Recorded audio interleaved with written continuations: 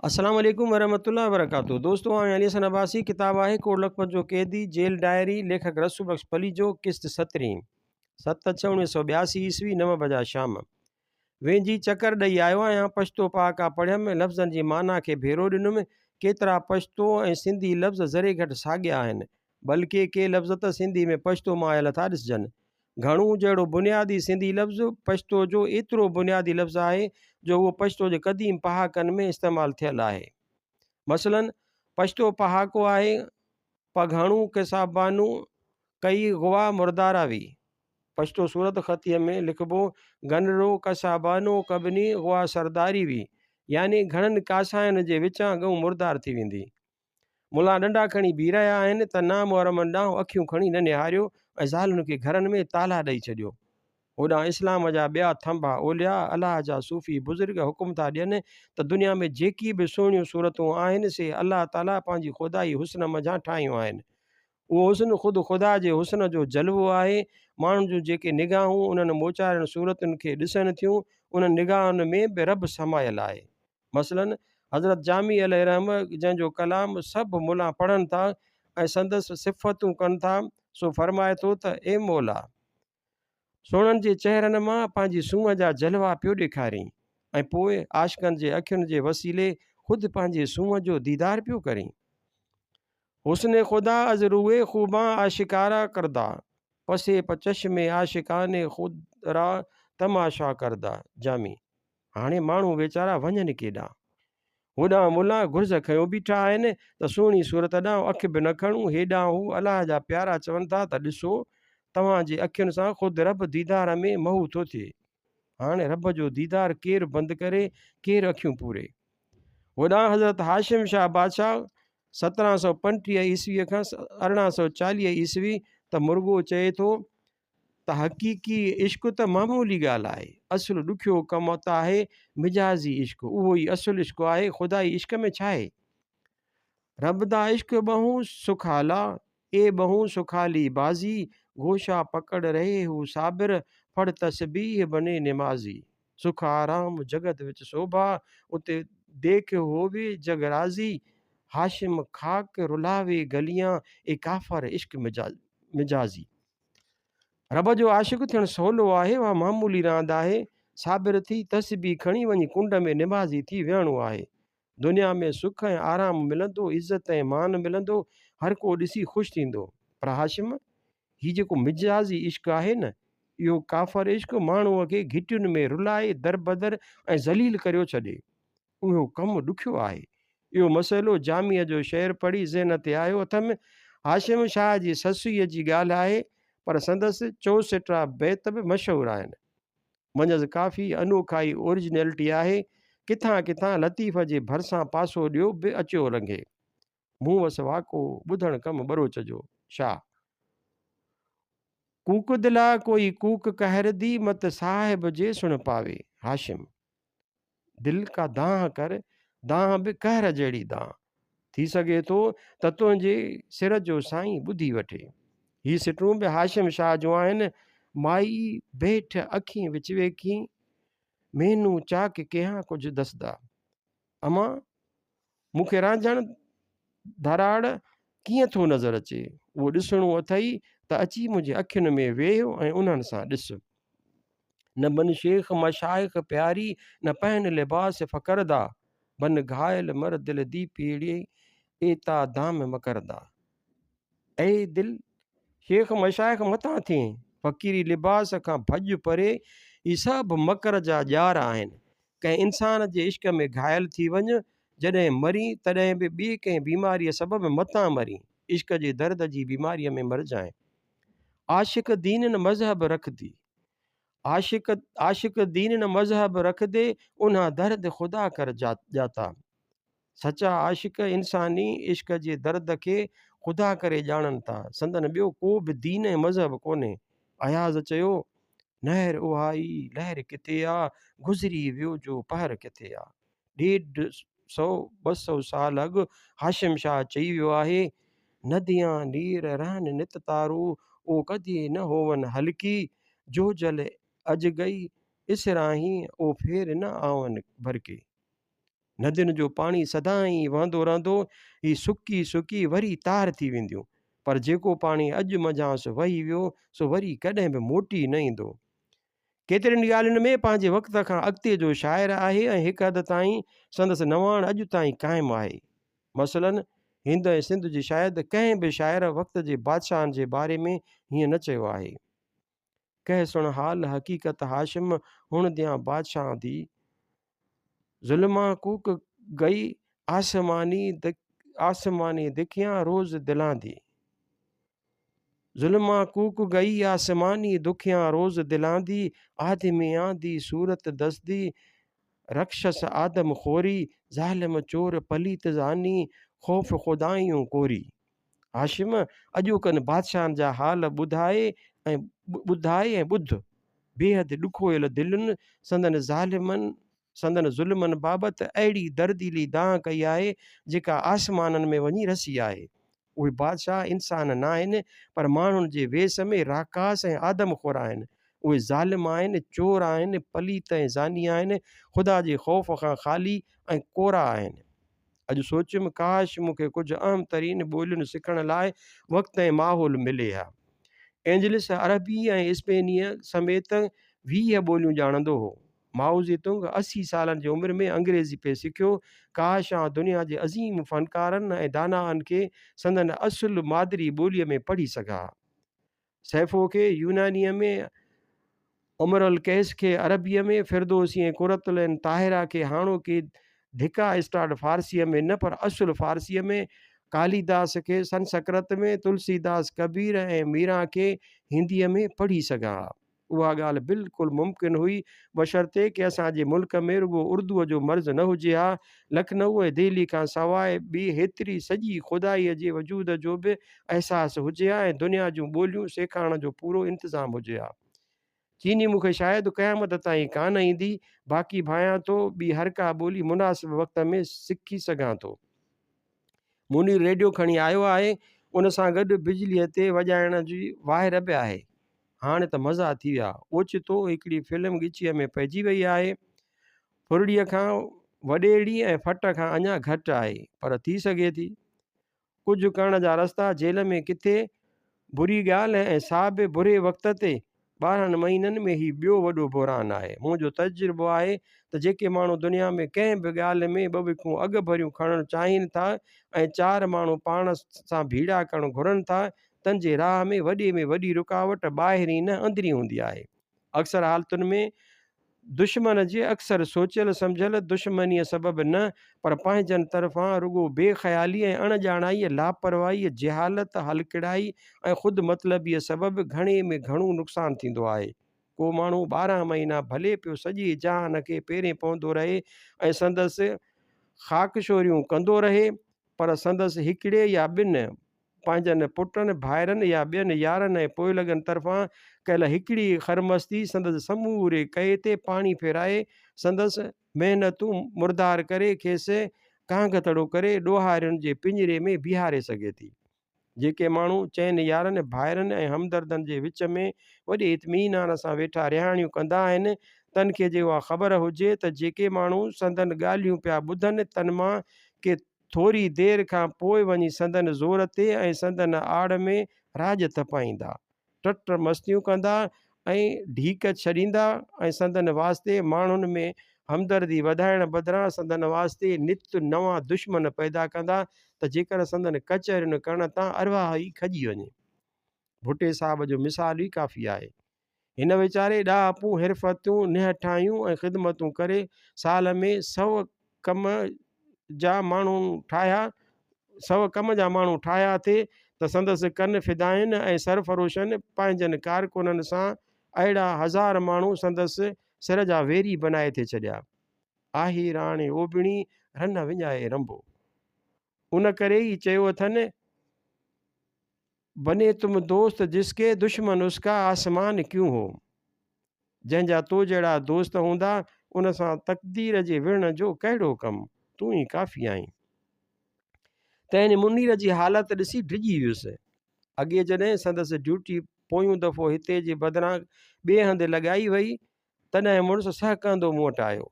मुंहुं ॻाढ़ो झलियो झल ई न ॾिए, चए मुंहिंजी ड्यूटी बदिलाए मुंशीअ मुंहिंजी वरियो खिली वरियो ॻाढ़ो पीलो ऐं कारो थी चए। मूं चयसि तुंहिंजो दिमाग़ु ख़राबु थियो आहे, ख़बर बि अथई त मूंखे फ़क़ति 2 अखर पली जे साहिब खे चवण जी देरि आहे। हिकदमि जेलर खे चवंदो हुअईं। मूं उन वक़्तु ई अंदाज़ो लॻायो त हिन सॼे जहान में ॿटाकूं हणी आकिड़ियूं ऐं ख़रमस्तियूं करे मुंहिंजे नाले खे ई हिन जेल में घार बनाए छॾियो हूंदो। हर को माण्हू मूंखे उन्हनि ख़रमस्तियुनि जो सरपरस्त बल्कि कारण सम्झी मुंहिंजो वेरी थियो वेठो हूंदो। अॼु मिसकीन ऐं ग़रीब रमज़ान जी हालत ॾिसी चकराइजी वियुसि। सोचियुमि त कुझु ॾींहंनि खां पोइ त ही मिसकीनड़ा मुंहिंजे पावर जे आसिरे कंहिं ड्रिघे जी बि ॾाढ़ी पटण ऐं मुंहिंजे आसिरे केॾांहुं मथो कढाइण खां बि कोन घुसंदा। के माण्हू पैसे टके जो नफ़ो ॾिसी दोस्त बणिजी पोइ पंहिंजी कसीरे जे मोतबरीअ लाइ नाक़ाबिल तलाफ़ी नुक़सान ॾेई छॾनि था। सबबु ख़सीस ऐं हचा उठ जेॾी। बहरहाल लाहीन चाढ़ीन ऐं वरन वकड़न वारे ॾाहप ऐं सूरियाई वारी जिदोजहद अॻे ई रखी आहे। हाला भलाड़िया जेल तुंहिंजूं मुड़सनि लाइ मजबूरियूं। इजो टीवी अची वई। अटकल 2 महीना अॻु 10/4/1982 ईस्वीअ ते खणी विया हुआ। अॼु कुझु अंब पाल विधा अथनि। सवेल मजीद कुरैशी आयो हो। अॼु ठीकु हो, शायदि अञा 2-3 ॾींहं हुजे। हिन जेल वारा फ़िलहाल खेसि छॾीनि नथा। जालंधर अमृतसर टीवीअ तां गर्ल्स स्कूल ॼमू जा छोकिरा ऐं छोकिरियूं डोगरी गीत ऐं नाच ॾेखारे रहिया आहिनि।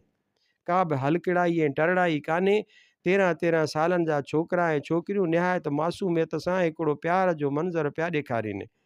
हिकिड़ो बि ज़बरदस्त फ़नकार आहे। वाह! मजीद कुरैशीअ खे घुरायो हुअमि। बिजलीअ वारो घुराए टीवी फिट कराए ऐं पाण सेट करे वियो आहे ऐं मसइलो बि फ़िलहाल हल थी वियो। अॻिते ॾिसिजे। अवल अलाह नूर अपाया, अवल अलाह नूर अपाया, कुदरत दी सब बंदे। अवल अलाह नूर अपाया, कुदरत दे सब बंदे। एक नूर से सब जग उपजिया, कौन भले कौन मंदे। बाबा नानक।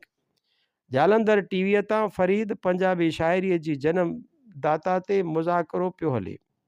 हिंदी नाटक सोल्यूशन एक्स 2 किरदारनि जी अदाकारीअ जो जवाबु कोन्हे। मज़ाया ड्रामो आहे। वाह जी कहाणी आहे। 8/6/1982 ईस्वी 10:15। ॾाढी गर्मी आहे। पखो फुल पियो हले त बि पघर पियो अचे। मानी बि कान थी वणे। अमीर खे चयो अथमि त खीर जो कोप थोरी पती विझी ठाहे अचु। ॾिसां मन पेट जे सूर में घटिताई थिए। सुपरीडंट खे लिखियो अथमि त राति जो फ़क़ति ॿाहिरियूं गेट बंदि थिए त जीअं माण्हू ॿाहिरि सुम्ही सघे। हींअर त विचीअ जो ई कमरे खे ताला हणियो वञनि। पोइ माण्हू भली पियो रझे। जंहिं महिल कमरे मां ॿाहिरि निकिरी चकर हणण जो वक़्तु थिए तंहिं महिल हणी छॾीनि तालो। पोइ शाम जो टंग डिघी कीअं कजे। ॾिसूं छा थो करे। अॼु औरतुनि बाबति कुझु ॾाहनि जा ख़्याल पढ़ियमि ऐं वणिया। शेक्सपियर चयो आहे, मुंहिंजे दिलि खे औरत जी सूंहं संदसि बाझ जीतींदी आहे। जर्मन दाना गोइटे चयो आहे, फ़ज़ीलत ऐं ख़ुशि इख़लाक़ी पिराइण लाइ औरतुनि जी सोबत में उथणु विहणु लाज़मी आहे। हिंदुस्तानी गांधीअ चयो आहे, इंसान जेके बि दुनिया में गुनाह कया आहिनि तन में सभ खां वधीक ज़लील, सभ खां भयानक, सभ खां वहशी गुनाह उहो आहे जो हिन इंसानियत जे अध सां याने औरतुनि सां ज़ुल्म कयो आहे। मुंहिंजे ख़्याल में औरत जी जिन्स कमज़ोर जिन्स कान्हे। ॿिन्ही जिन्सुनि मां औरत जी जिन्स ई वधीक आला ऐं अज़ीम आहे। छो त अॼु ताईं औरत जी क़ुर्बानी ख़ामोशीअ सां पीड़ा भोग॒णु निहठाई ईमान ऐं सम्झ जो मुजस्मो आहे। बंगाली दाना टैगोर चयो आहे, औरत जीअं समुंड धरतीअ खे घेरियो बीठो आहे तीअं तो बि पंहिंजे लुड़कनि जे ऊन्हाइयुनि सां दुनिया जे दिलि खे घेरे में वठी छॾियो आहे। फ्रेंच दाना बालज़ाक चयो आहे, औरतुनि जे ग़लतियुनि जो कारण घणो करे हमेशह उहो हूंदो आहे जो हू ॿियनि जे चङाई ऐं सचाईअ ते वेसाह कंदियूं आहिनि। मिस्टर बावे अंग्रेज़ी ॾाहे चयो आहे, ख़ुदा खां पोइ असां ते औरतुनि जा अहसान आहिनि। पहिरियों त उहो जो असांखे ज़िंदगी ॾिनी अथनि। ॿियो उहो जो उन ज़िंदगीअ खे रहण जे लाइक़ु बनायो अथनि। राशन जो गोश्त अॼु बिना थोरो आहे। अलाए कंहिं गोभी हई आहे। वापसि कयो अथमि। टीवी ॾिसिजे थी। अखियुनि ते पियल बार जे करे पढ़ण ते दिलि नथी चवे।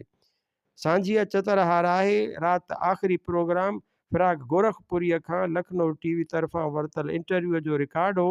ॿियनि जा ऐं पंहिंजा शेर ॿुधायई या ॿुधाया हुआई, छो त ताज़ो वफ़ात थी अथसि।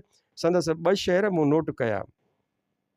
इका दुका सदाए जंजीर जिंदा में रात हो गई है, जब दिल की वफात हो गई है, हर चीज़ पे रात हो गई है। अंदाज़ ज़बरदस्त हुअसि जीअं सभिनी जुगादरी शाइरनि जो हूंदो आहे। नित नवनि नाज़ुक ख़्यालनि खे ख़ूबसूरत ऐं दिलि में चुभंदड़ लफ़्ज़नि में अदा करण में फ़िराक सां हिंदुस्तान में को दम हणी कोन सघंदो, पर संदसि समाज बाबति सम्झ एॾी ऊनी या वसी कान्हे। होॾां जोश जा समाजी अहसास वधीक तेज़ आहिनि। ग़ज़ल परस्तीअ खां ॿाहिरि निकिरी नज़म खे पंहिंजो करण बि भलो कमु, पर संदसि ॿोली लफ़्ज़नि जी शान शौक़त ऐं दबदबे वारी हुई। सवलीअ सिंधीअ में मूंखे संदसि लफ़्ज़ हमेशह ख़्वामख़्वाह जे भरतीअ वारा ऊट पटांग कुझ सा ऐं बोर लॻा। हूअं न्याज़ फतेहपुरीअ वांगुरु ज़हनी तौरु वॾो दिलेर ऐं बाग़ी जागीरदार शाइर हो। जे साईं मत अचे सा ऐं माण्हू कूड़ियूं तारीफ़ूं करे मथो न कढनि सा त सवली ऐं आम फाम ॿोली बि संदसि दर्जे जी ॻोल्ही हुई।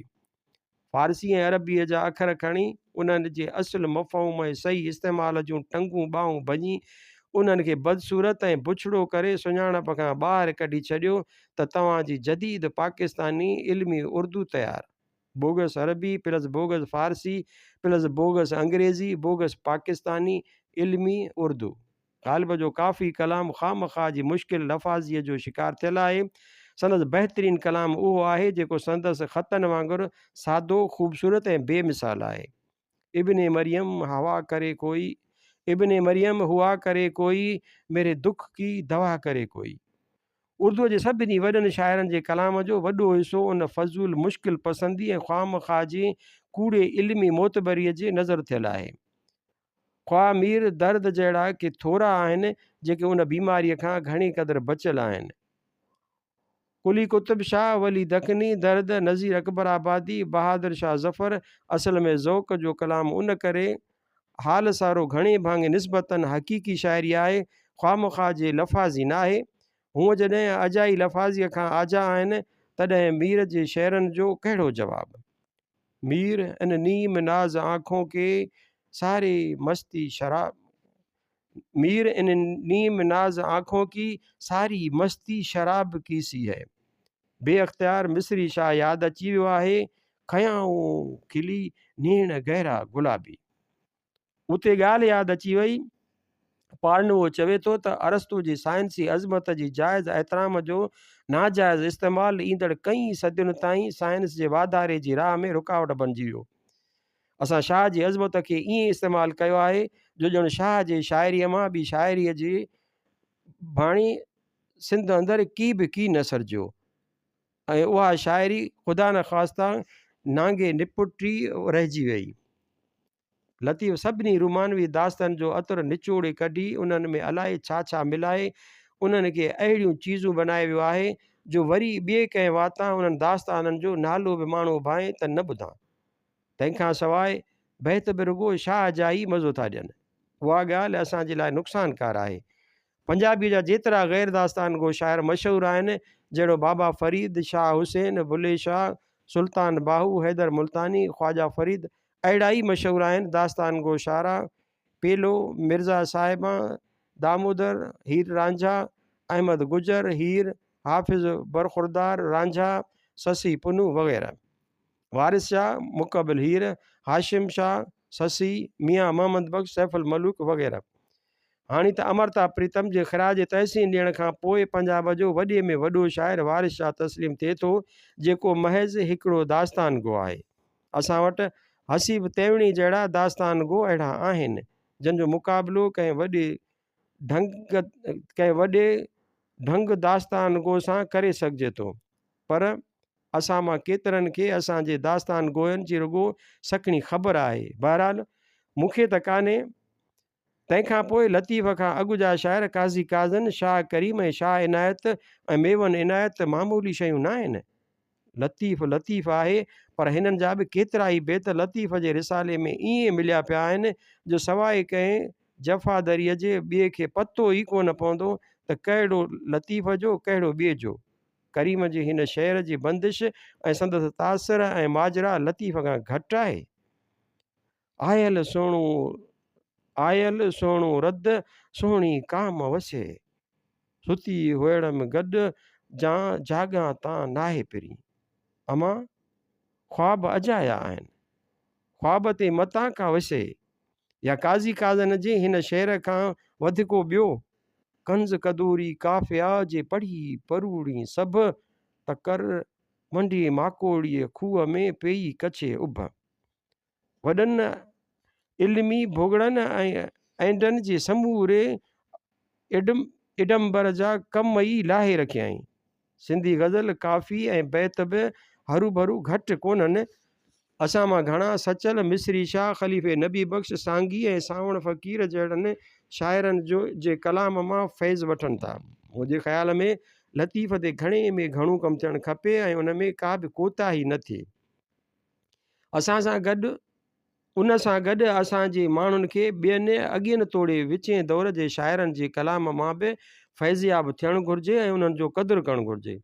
साॻी तरह मुंहिंजे ख़्याल में नसर में मिर्ज़ा कलीच बेग ऐं काके भेरूमल मेहरचंद आॾवाणीअ जो जेतिरो क़दुरु थियणु खपे उन जे रतीअ बराबरि बि नथो थिए।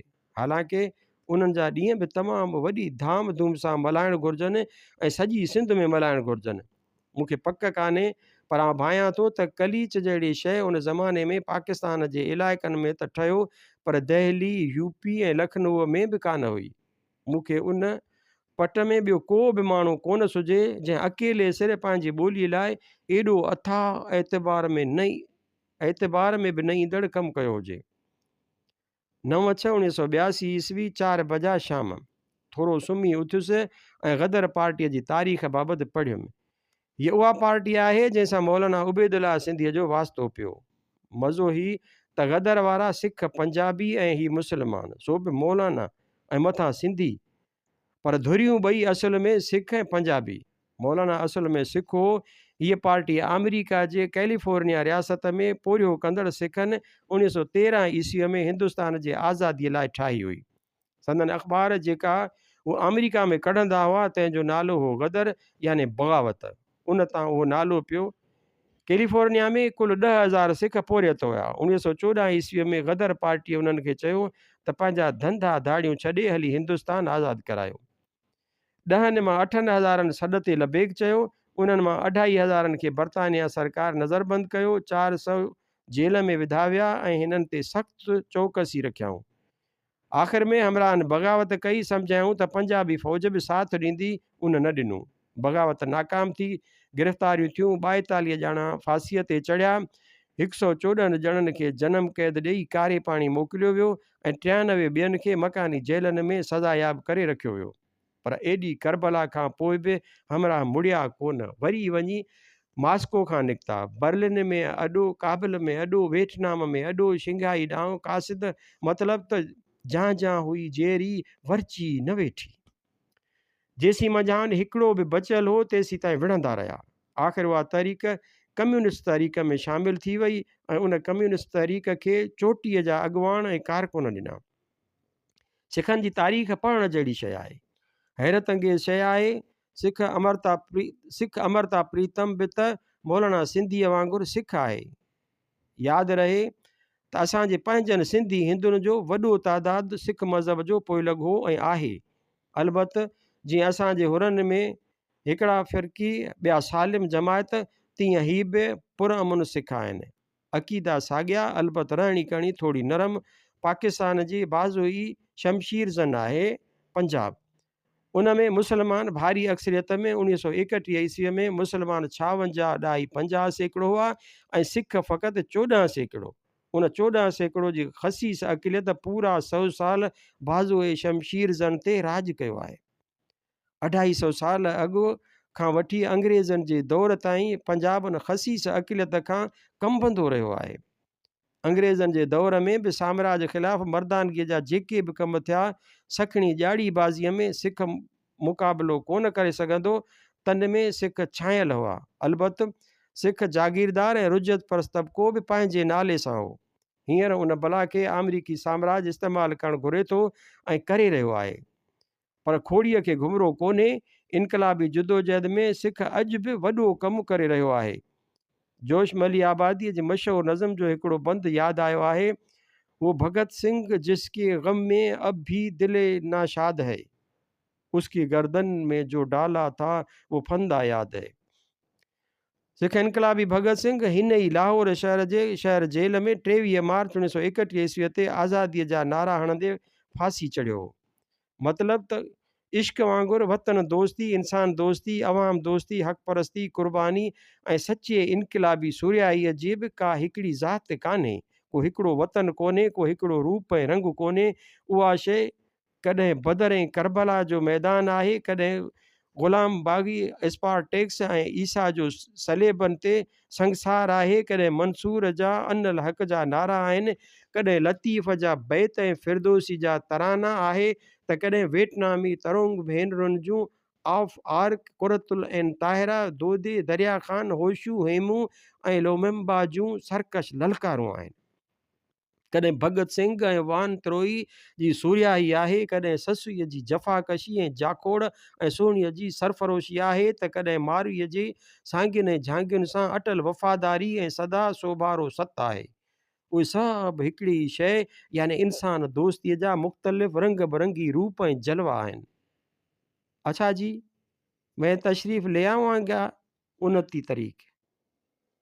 29 तारीख़ हिकिड़ो क्लार्क खे ईअं चई मोकिलाए वियो आहे। वेचारे मिसकिन सां ज़ुल्म आहे। गुजरांवाली शहर में 15 एकड़ शहरी ज़मीन अथसि, क़ीमत 25 लख। माइटनि जो अकेलो पुटु मसवाड़ियुनि मिसकिन खे सतायो आहे।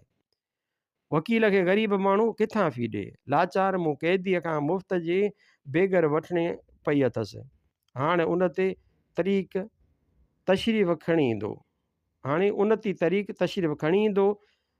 चयाईं पिस्तौल लाइ दरख़्वास्त ॾिनी अथमि। माण्हू शहर में छुरा खयो पिया हलनि। को हणी कढे त मूं चयसि पढ़ियल आहीं, शादीअ में कुंवारे तन, को ॾाज बि ॾिनो हूंदई। चयाईं हाओ, पर ॿियनि अञा बि घणो थिए ॾिनो। बाबा खे चयाईं लिस्ट लिखी ॾे त छा खपे, असीं उन खां ॿीणो ॾींदासूं। पर मुसीबत वरी बि उहा जो माण्हू छुरा खयो पिया हलनि। 6 शाम राति मज़ो थियो। अमृतसर जालंधर टीवीअ तां ग़ुलाम अहमद ऐं संदसि संगती असांजे तालिब पालारीअ वांगुरु डोगरीअ में मोरा पिया ॾियनि।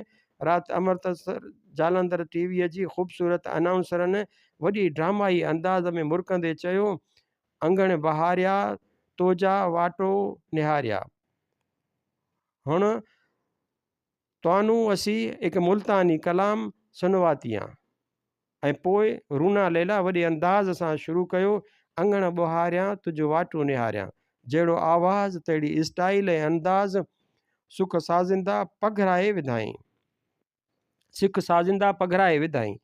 लाहौर में पढ़ाई स्टेशन तां अधु सिंधियाणी रूना खे सिंधी कलाम ॻाईंदे ॾिसी ॾाढो मज़ो आयो। रूना बि हदूं करे छॾियूं।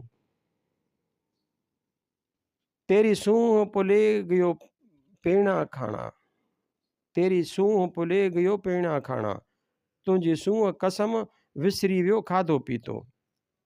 डोगरी मोरा पिया हलनि। पस मंज़र में ॼमूं ऐं कश्मीर जा ख़ूबसूरत पहाड़ी मंज़र पिया ॾेखारीनि। चश्मा, गुल, माल चारींदड़ धनार, शाह बलूत जा वण, लाहियूं, बर्फ़, नीरो आसमान ऐं रंग बिरंगी ककर। तार पीछे गोरिए असी पुल गईए असीं रुल गईए, पुठियां तुंहिंजे गोरीड़े असीं भुलिजी वियासीं, असीं रुली वियासीं। मुनीर अची इतला ॾिनूं त मस्जिद कुरैशी चार्ज छॾे वियो। आईजीअ जी फ़ोन आई त हिकदमि बेदख़ल करे होॾां मोकिलियोसि। कलाक ॿ कुरैशीअ जूं तारीफ़ूं पे कयाईं। जेल में ॼण सूबाई वज़ारत रही पई। कैदियुनि वीचारनि लाइ हाणे माण्हू भाणी राहत ते पइजी वई। मूं लाइ बि सुभाणे खां कैद जी नोयत बिल्कुलु बदिलजी वेंदी। अॻे अधु ॻाल्हाइण सां कमु थींदो हो, न थींदो हो त आउं सब्र कंदो हुअसि। हाणे को न को फॾो उथारींदा, मूंखे हिकु हद खां पोइ घोड़ करिणो पवंदो। नतीजो उहो त हाणे जेका सुकून सां पढ़ाई ऐं थोरी लिखाई पिया करियूं सा ख़तमु थी सघे थी। समूरो वक़्तु ज़ाया थी सघे थो फज़ूल ऐं निकमियुनि छिकताणनि में, जन मां न को दोदो न को सवाबु, न को दूध न को सवाबु। अॼु हिंदुस्तानी फिल्म ईंदी, बाक़ी अधु कलाक अथसि, मूंखे त नालो बि विसरी वियो आहे। बहरहाल धर्मेंद्र आहे हिंदुस्तान जी ड्रीम गर्ल, ख्वाबनि जी राणी हेमा मालिनीअ वारो। ॾिसूं कहिड़ी आहे। अमीर मानी पियो पचाए, आउं बि तेसीं भायां त पाणीअ जा ॿ डोल पाण ते विझी वठां, गर्मी बदन खे खाए पई। फिल्म जो नालो आहे रेशम की डोरी। नालो त हवाई आहे। इजो शुरू थी वई। ॾिसूं हीरोइन आहे दिलीप जी ज़ाल सायरा बानो। अधु हली पूरो थियो आहे, विच में वक़फ़ो थियो आहे। शाकिर टुकुर पियो ॿाहिरि कढाए शीखुनि मां। वेचारो जेल जा सिपाही कैदियुनि सां गॾु कैदी माउ मरी वञे त मोकल जी पक कान। 24 कलाक हाज़िरी, जेतिरी संदन कैदियुनि ते आकड़, ओतिरी आफ़ीसर नथा वरी संदन बेज़ती। सॼो ॾींहुं ड्रोड़, सुञ ते सीट, केतिरा वीचारा ॿीड़ीअ टोटे ऐं मानीअ टुकर लाइ झूटा पिया ॾींदा। वक़फ़े में मानी खाई वठिजे। राति 9:45 फिल्म बस रुगो क़ाबिले बर्दाश्त हुई। उहा ई पुराणी सरमाएदार प्रोपेगेंडा। सरमाएदार पीउ आहे, मज़दूर संदसि बचा आहिनि। भुलियल सरमाएदार घस ते आयो ऐं पंहिंजी ॾोहिटी मज़दूर आशिक़ खे परणाए ॾिनई। गाना बि ॼण कोन हुआ, अलबत हिकिड़े गाने जा ॿोल तोड़े धुन वणिया। ए चमका पसीना बन के नगीना, काली रात बीती मेहनत जीती रे मेहनत जीती।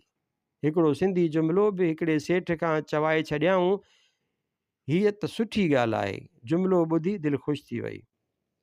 10/6/1982 ईस्वी सुबुह। वाच ख़राबु आहे, टाइम जी सही ख़बर कान्हे। रेडियो तां डोगरी गीत पिया अचनि। डोगरी सराइकीअ वांगुरु मिठी ॿोली आहे। संदसि लहजो नरम ऐं निमाणो आहे। संदसि राग जूं धुनूं बि शोख बदिरां नरम आहिनि।